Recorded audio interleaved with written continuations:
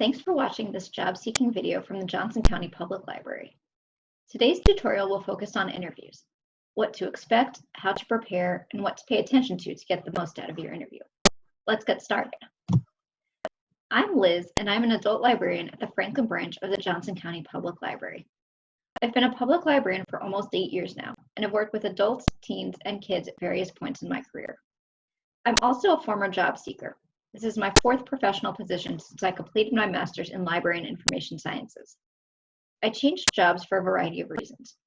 Wanting to do a different type of library work, wanting to relocate, wanting more opportunities for advancement, and those changes meant that I had a lot of interviews with various employers.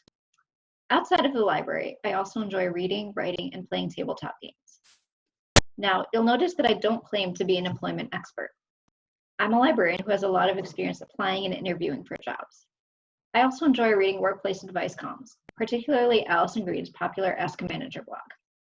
In this video, I'll share tips that I've learned from these experts. Now, you're watching a video about interviews, which means you're probably applying for jobs. First and foremost, don't panic. Especially in these uncertain times where you may have been laid off or furloughed or had to take a pay cut due to the impact of COVID-19, you are not alone. And if you're worried that getting laid off will hurt your chances as an applicant, no good employer will hold that against you. Layoffs happen for a variety of reasons that are often not the employee's fault. And particularly with COVID-19 causing so many layoffs, no employer is going to see that as a mark against you.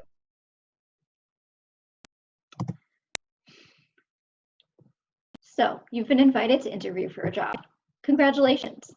It's a good idea to prepare beforehand by practicing answers to common interview questions.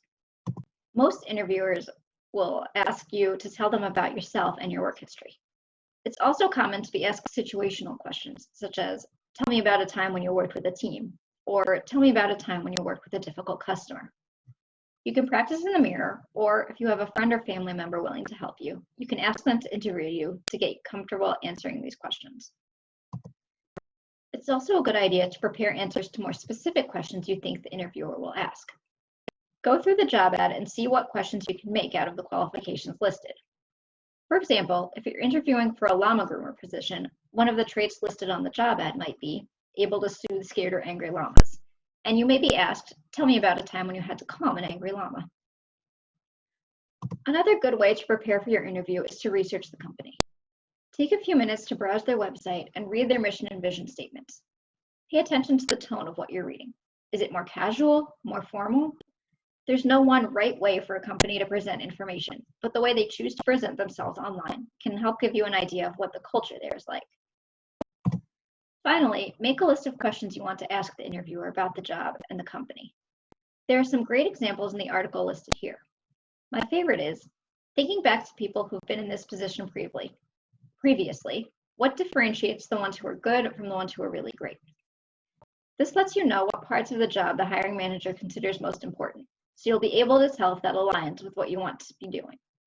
It also shows the employer that you don't just want to be good at your job, you want to excel. Okay, you've prepared, you've practiced, and you're ready to rock your interview. Great, let's talk about first impressions during your interview. First, dress professionally. Even if you have a video interview, as I'm sure many employers are holding amid quarantines and stay-at-home orders, dress as though you were going to interview with the CEO in her office.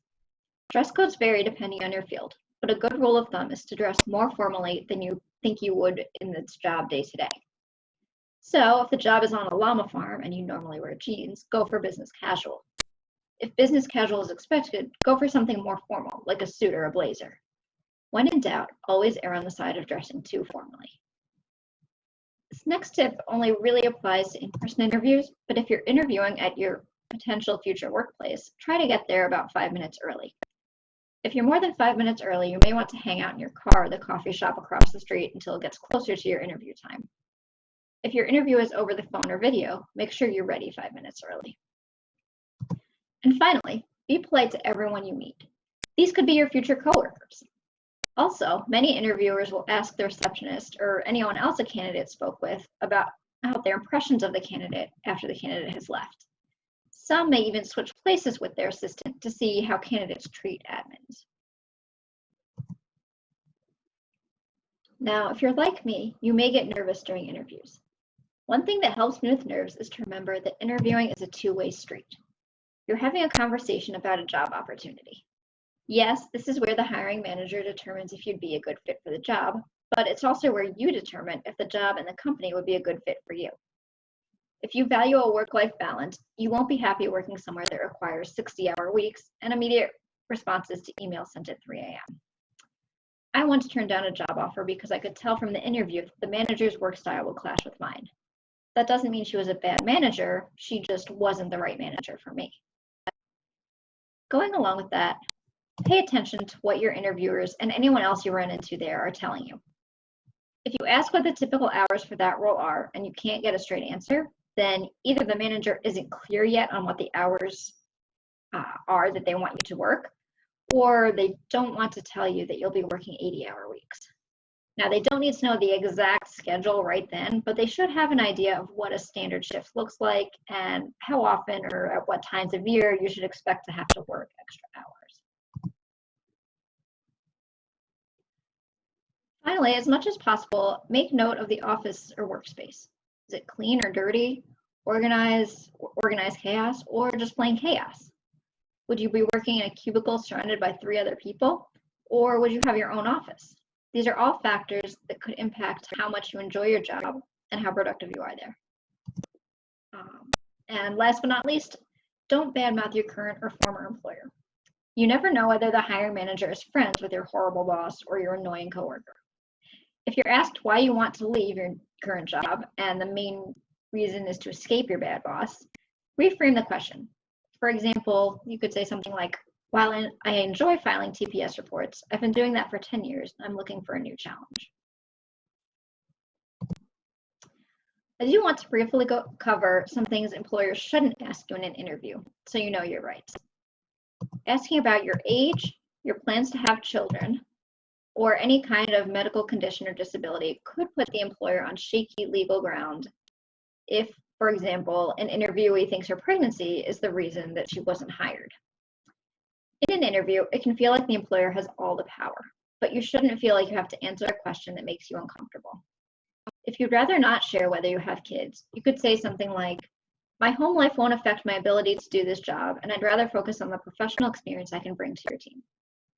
And if an interviewer makes you feel uncomfortable or unsafe, you always have the right to leave. Don't feel like you have to stay through to the end. If you're uncomfortable in the interview, you'd probably be uncomfortable in the job too. Finally, I want to share some other job-seeking resources with you. I've mentioned Ask a Manager a few times already, and there's a section on that site dedicated to interviews. Yale Courses and lynda.com are both free with your JCPL library card and offer courses on a range of professional topics if you want to learn a new skill to strengthen your applications. And finally, the folks at Work One are the job search professionals in our community and can help you find jobs, strengthen your resume, and more. Thanks for watching. We hope this video has helped you prepare for your interviews. Best of luck with your job search.